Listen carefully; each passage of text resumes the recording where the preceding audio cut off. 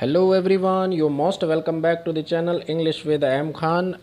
First of all, I wish you a bright future before starting today's study. साथियों, आज हम बात करने वाले हैं इंग्लिश ग्रामर के एक बेहतरीन कंसेप्ट के ऊपर जिसका नाम है हमारा जेंडर। ठीक है, इससे रिलेटेड हमने कुछ बात पिछली वीडियो में कर ली थी, लेकिन आज थोड़ा डिटेल से इसको जानने की कोशिश करते हैं।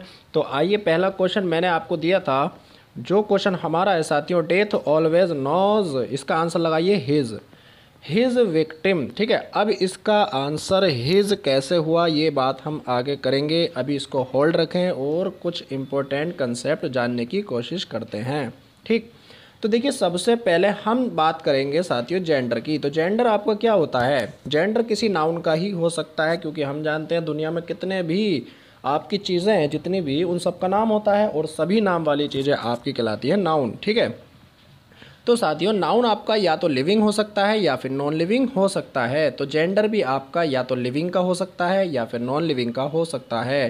ठीक, लिविंग के अंदर कोई मेल एनिमल हो सकता है या फीमेल एनिमल हो सकता है। अब आप कहेंगे एनिमल क्या है? तो एनिमल जानवर भी होता है, साथ ही प्राणियों को भी बोलते हैं। क्या बोलते हैं? प्राणी। कोई मेल प्राणी हो सकता है यानी कि पुरुष, कोई स्त्री प्राणी भी हो सकता है, या फिर कोई मेल और फीमेल दोनों में से कोई भी प्राणी हो सकता है। यहाँ तक बात कंप्लीट समझ आ गई होगी। अगर मैं बात करता हूँ नॉन लिविंग की, तो साथियों नॉन लिविंग जो होते हैं अधिकतर आपके न्यूटर जेंडर में आते हैं। ठीक है, किसमें? न्यूटर जेंडर में आते हैं, जिनका कोई भी अपना लिंग नहीं होता है, कोई भी उनका जेंडर नहीं होता है। लेकिन 1% आपके ऐसे होते हैं जो हमारे जेंडर को डिनोट करते हैं। ठीक है, तो देखिए, सबसे पहली हम बात करेंगे जेंडर आपके कितने होते हैं। जेंडर नॉर्मली सभी जानते हैं 4 प्रकार के होते हैं। एक होता है आपका मैस्कुलाइन जेंडर, एक फेमिनाइन जेंडर, तीसरा कॉमन जेंडर, और फोर एंड लास्ट वन होता है आपका न्यूटर जेंडर।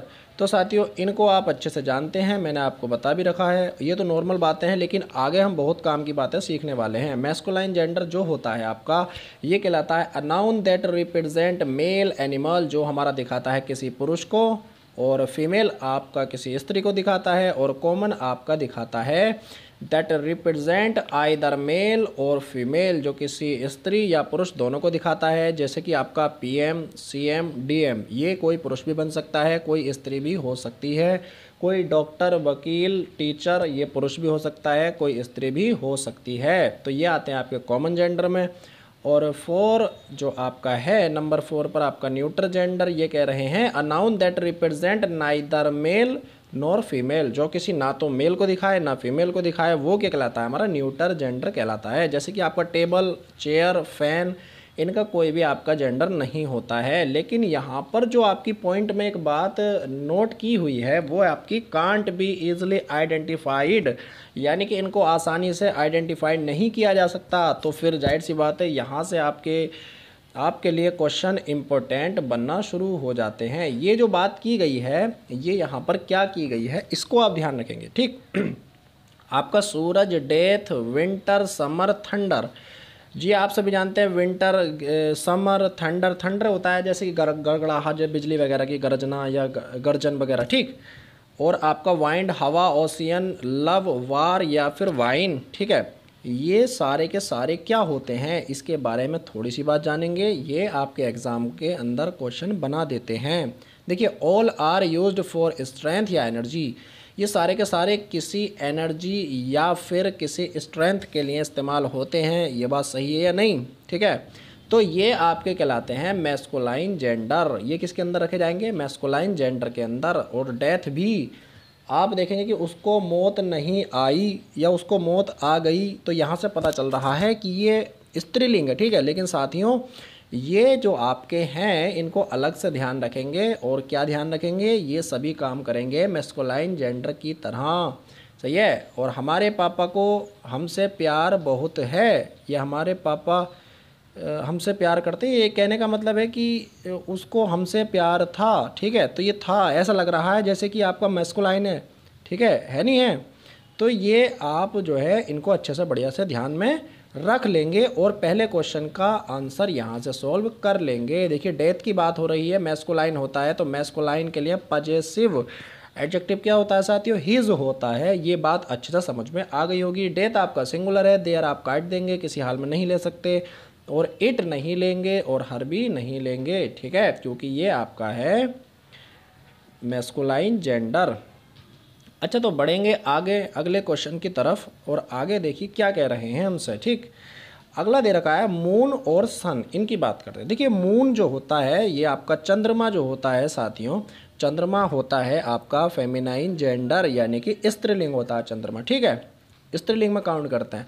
तो जाहिर सी बात है शी और हर दोनों इसके साथ आ सकते हैं। इट्स नहीं लगा सकते, क्यों? कुछ लोग सोचेंगे नॉन लिविंग है इसलिए इट लगाइए, लेकिन साथियों इट्स का यूज़ नहीं करेंगे, इसको हम फेमिनाइन जेंडर में रखते हैं। ऐसे ही आपका सन है तो सन के साथ आप साथियों क्या करेंगे, इट्स को नहीं लगाएंगे, इसको भी हम नॉन लिविंग में काउंट नहीं करेंगे। ठीक है, इसको हम करेंगे ही और हिज, यानी कि ये हमारा है मैस्कुलाइन जेंडर, इसको हम पुरुषवाचक मानते हैं। क्या मानते हैं? जी हाँ, पुरुष मानते हैं। ठीक है, तो इसके साथ में ही लगा सकते हैं, हिज लगा सकते हैं, क्योंकि ये सिंगुलर है, देयर तो लगा ही नहीं सकते हैं। ठीक, तो आगे बढ़ेंगे। आगे क्या बात की गई है? आगे बात है साथियों, the moon is hiding its. Question इस तरीके से आएगा, देखो, the moon is hiding its, her, his, their, इनमें से कौन सा सही है?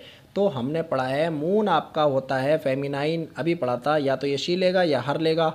तो यहाँ पर पजेसिव एडजेक्टिव की ज़रूरत है, तो फिर फेमिनाइन के लिए हर बिल्कुल सही हो जाता है, बाकी सारे के सारे आपके गलत हो जाएंगे। The moon is hiding her face behind the cloud, चंद्रमा अपना चेहरा बादल के पीछे छिपा रहा है। ठीक है, अगला क्वेश्चन आपके पास किस तरह से बनेगा, द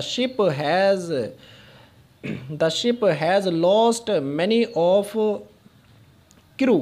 सही है, अब बताइए इसके लिए क्या लगाएंगे, हर लगाएंगे, इट्स लगाएंगे, हिज लगाएंगे। ध्यान रखेंगे साथियों, ये आपका जो शिप होता है जहाज़, ठीक है, जहाज़ देखने में आपको मैस्कुलाइन लग रहा है, लेकिन ये असल में स्त्रीवाचक होता है, स्त्रीलिंग होता है। ठीक है, तो इसके लिए भी क्या लगाएंगे, हर लगाएंगे।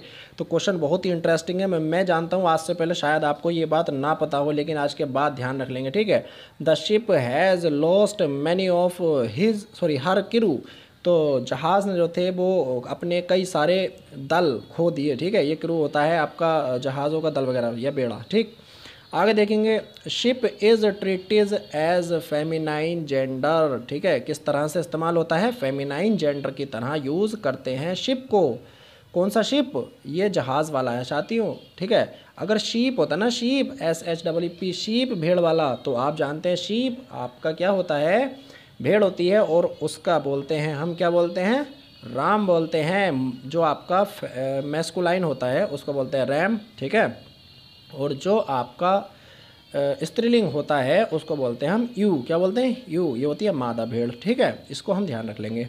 आगे देखेंगे, देखिए, इट टेक्स, किसकी बात कर रहे हैं हम, शिप की, तो इट टेक्स शी या हर, सही है, और इट्स ये नहीं ले सकता, क्यों? क्योंकि नॉन लिविंग में काउंट नहीं करते हैं, इसको हम स्त्रीलिंग मानते हैं, इसलिए शी और हर ये ले सकता है। आगे बढ़ेंगे, इंडिया हैज़ डेवलप्ड, ऑप्शन आपको दे रखे हैं हर, इट्स और हिज इकोनॉमी। भारत जो है वो अपनी अर्थव्यवस्था को डेवलप कर चुका है। तो यहाँ पर साथियों ध्यान रखेंगे, name of the country is treated as feminine, जो देशों के नाम होते हैं वो आपके फेमिनाइन में काउंट होते हैं, ध्यान रखेंगे। तो फेमिनाइन के लिए पजेसिव एडजेक्टिव लगाते हैं हर, क्या लगाते हैं, हर, ध्यान रहेगा। आगे देखिए, जेंडर, इट टेक्स हर, सही बात है ना, जी हाँ, तो ये क्या लेगा, हर लेगा यहाँ पर। ठीक है, आगे बढ़ेंगे साथियों, अगला क्वेश्चन आपके पास है, द आर्मी नोज, सही है, ड्यूटी। अब इसके लिए पजेसिव एडजेक्टिव क्या आएगा आर्मी के लिए, और यहाँ पर दे रखा है the jury were divided in, इसके लिए पजेसिव एडजेक्टिव क्या आना है, तो ध्यान रहेंगे। ध्यान आपको क्या रखना है, ध्यान आपको ये रखना है साथियों, कलेक्टिव नाउन यदि सिंगुलर बॉडी होता है, यानी कि अगर सिंगुलर आपका कलेक्टिव नाउन दिया गया है, तब क्या करेंगे, तब उसके लिए पजेसिव एडजेक्टिव इट्स का यूज़ किया जाता है। और यदि ये प्लूरल के समान काम करता है तो फिर जाहिर सी बात है ये कराएगा आपका इस कलेक्टिव नाउन के अंदर के पर्सन या चीज़ों का यूज़ होता है वहाँ पर। ठीक है, उस सेंस में आता है, और फिर ये प्लूरल बन जाते हैं। तो पजेसिव एडजेक्टिव आप क्या लगाएंगे, देयर लगाएंगे। यहाँ पर देयर्स नहीं होगा, देयर होगा। ठीक है, ये ऐसा हटा दो यहाँ से।